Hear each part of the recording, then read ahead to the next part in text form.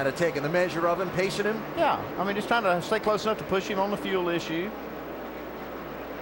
Tony Stewart began the chase for the NASCAR Sprint Cup with the win at Chicagoland Speedway on Monday. We talked then about would that be what launched them in to a championship bid after, frankly, a season that wasn't as successful as we expected out of Stewart and this team. He's 6 laps away from getting that win. He's got half of his wins from this track.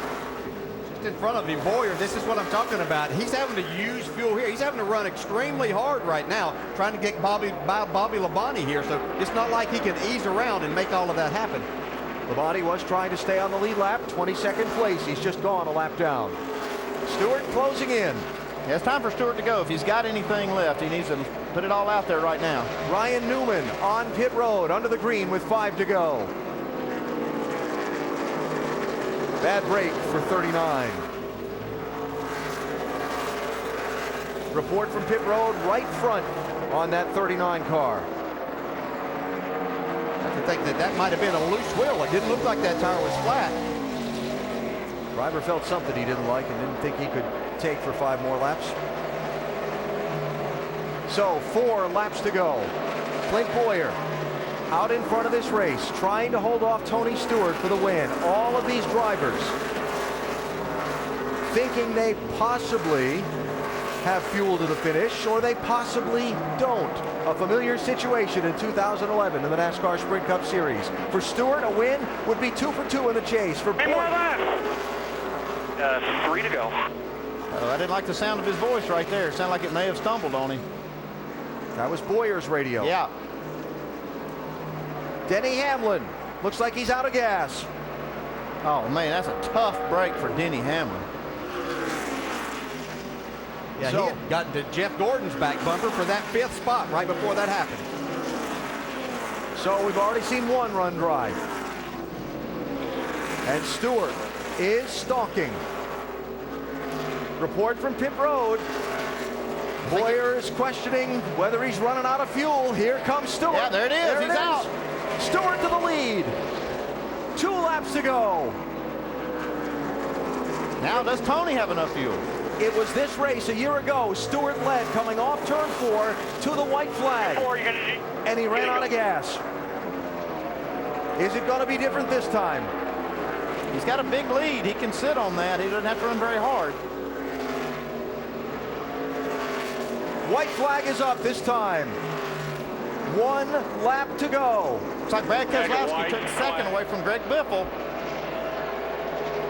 Final lap at New Hampshire. Watching Tony Stewart to see if he's got enough fuel to make it the advantage he has. He's up 7 seconds on Keselowski now as other people begin to fade. Take a deep breath. I got this. It sounds like he's got plenty of fuel. So if he was stalking him, he knew just what he was doing. 2 wins in a row to start the chase. Way to go. Tony Stewart wins at New Hampshire. Wow, that's impressive by Tony Stewart and this team. Brad Keselowski, great day. Greg Biffle out of fuel coming to the checkers. See if Jeff Gordon can beat him. Nope, looks like Biffle beat Gordon to the line. But Gordon was able to stretch the gas to get there. Keselowski gets 2nd, Biffle 3rd, Gordon 4th, Brian Vickers comes home 5th. Dale Earnhardt Jr. possibly out of gas coming to the checkers also and got a right front. Wow, Matt Kenseth comes home 6th. What a rebound for him. Oh, another crazy finish. And Vince, this year at New Hampshire is going to come out a lot better for Darian Grubb, Tony Stewart's crew chief. Tell you what, they are celebrating here in the 14 box, and Darian, a lot better finish this time than a year ago, huh? How good's that feel? Feels really good. Way to start the chase here. This awesome team, SHR. Can't say enough for everything that they've done. Starting to chase off with 2 wins. We can't think anything better. Well, they had a few slip through their hands early in the season, but they have put it together here to start the chase. Back-to-back wins. Had enough fuel to go and do some celebrating afterwards. And on pit road as Stewart went into victory lane, the sportsmanship of the handshake from Clint Boyer. So let us head down to Napa Victory Circle and hear from today's winner, Tony Stewart.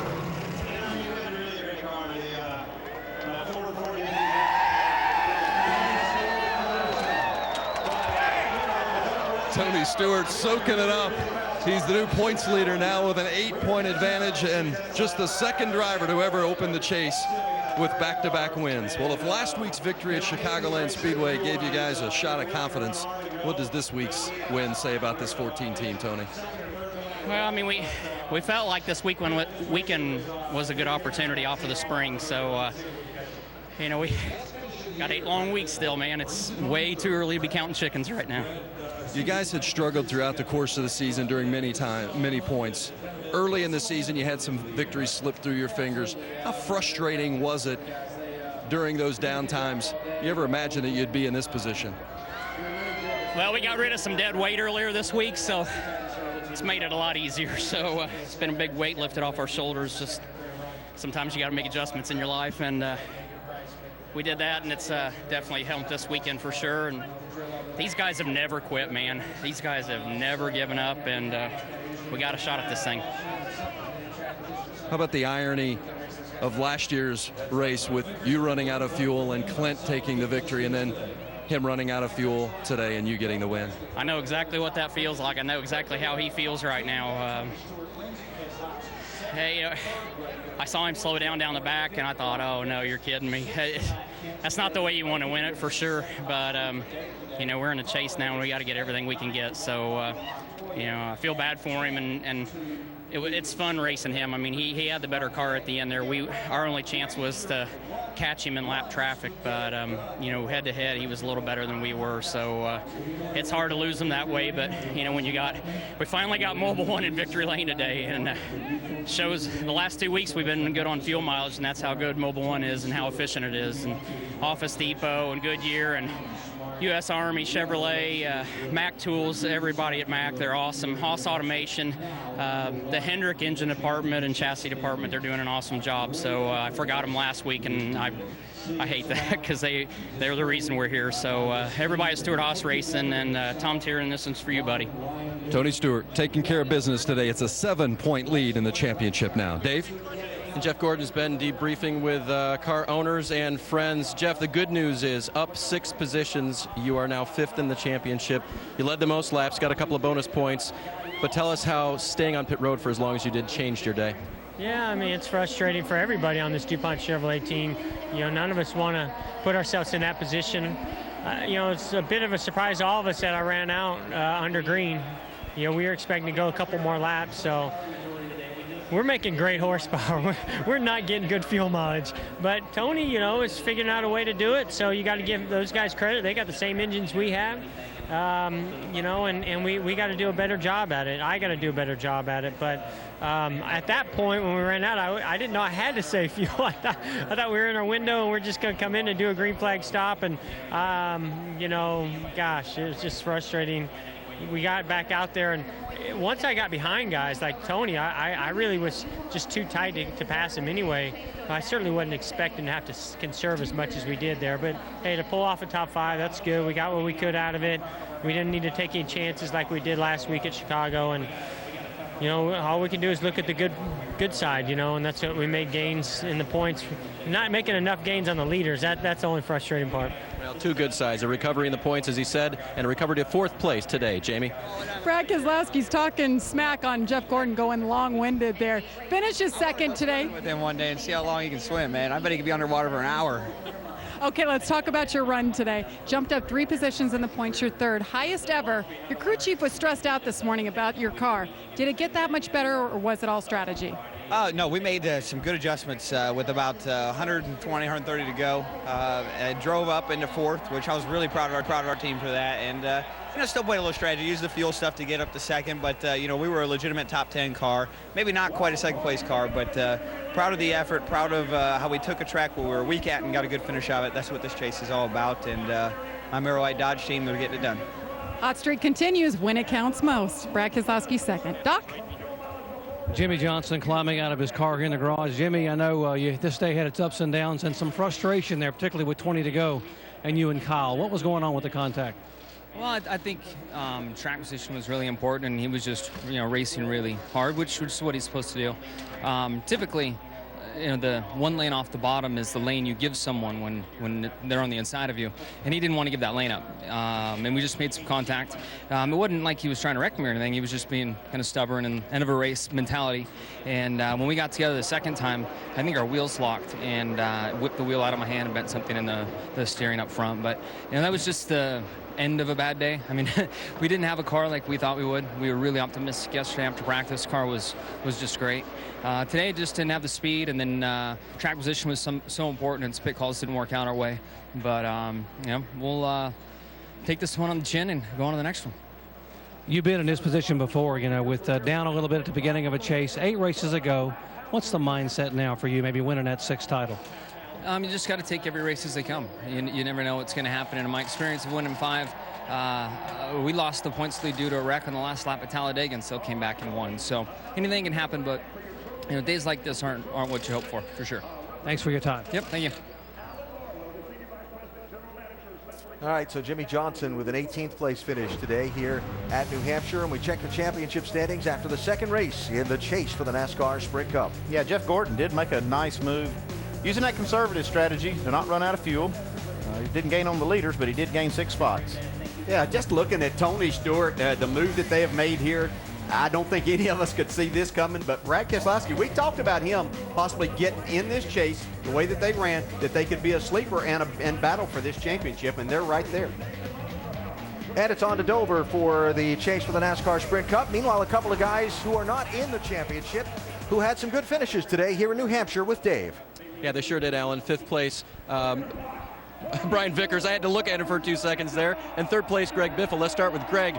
Greg, best finishing Roush car here today. It's been a while since that's been the case for you. How'd you get there? Well, I mean, we ran there the whole day. We were never out of the top 10, and just had a really, really good car, and the guys did a great job in the pits. And I'm finally happy that we just finished a race where we had been running.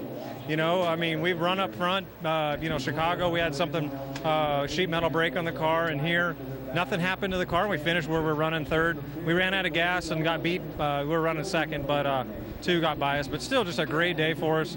Excited we had Ford 40 MPG on the car. I think it might have helped us a little bit.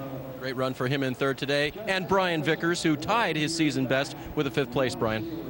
Yeah, it was a good run for us. The Red Bull Toyota guys did a good job all day. We were good in the first stint, not great. Over-adjusted, got way too loose. The 2nd and 3rd stint, lost our track position. The last 2 runs, we were awesome. The car was so good, probably one of the better cars on the track. We had to pass 20 cars just to get back to the top 5, and we ran out of time. But really proud of the effort by everybody. It's like they say, you got to work on your stuff to be good, and they did today. Dr. Punch? Well, Denny Hamlin trying to get his luck to turn around here, came out of the car, sat on the back of the hauler here, talking to Mike Ford and some of the engineers on the team, and what a frustrating year it has been for Denny Hamlin. Denny, it looked like this was going to be the day that turned it around for you. You guys making a gamble on fuel, and everyone seemed to say on the radio you thought you were good. Yeah, we thought we were good, and that's just another one. It's strategy racing nowadays, and we just came up short right there. The only thing I can think of is we were a little bit, we were in cleaner racetrack that last run, but that was the worst fuel mileage we got all day, and I was backing my corner up quite a bit. So there's only 2 things, either we weren't getting the fuel mileage we thought, or we didn't get it full, or I just used too much. So we got to work through it, and another tough day for us. But we're just figuring out what we got to do just to be a little more competitive. Denny Hamlin, no quitting this team. They're going on next week to Dover. Vince. Earnhardt Jr. certainly was a solid day for you guys. You didn't get the finish because of that right front flat, but finished up 17th today. But how encouraging is it to run the way you guys ran 2 weeks in a row? Well, we want to run like that. We had a great car. We worked really smart all weekend. 2nd week in a row, we really had a good one and should have finished in the top 10 pretty easily. We had a flat tire, and then we had, about 100 laps to go, and then we had another flat tire right there at the end. Just too much camber. We really didn't hit anybody or bang on the wall or anything. Just, having a little too much camber gain, getting a little too much travel, and the track did tighten up there at the end to really increase wear on the right front. So it's a shame, but and I'm frustrated. I want to win a race. I would like to win a chase, but I'd like to win a race too. We had a good enough car to do it today, I thought. Dale Earnhardt Jr. Thanks, Dale. Alan? All right, Vince, thanks. And Junior and the rest of the drivers in the NASCAR Sprint Cup Series going to move down the East Coast a little bit from here in New Hampshire to Dover, Delaware on the Monster Mile for next Sunday's Race 3 in the chase for the NASCAR Sprint Cup, ESPN 1 Eastern Time. Then it's out to Kansas Speedway, Charlotte, Talladega, Martinsville, and the rest of the tracks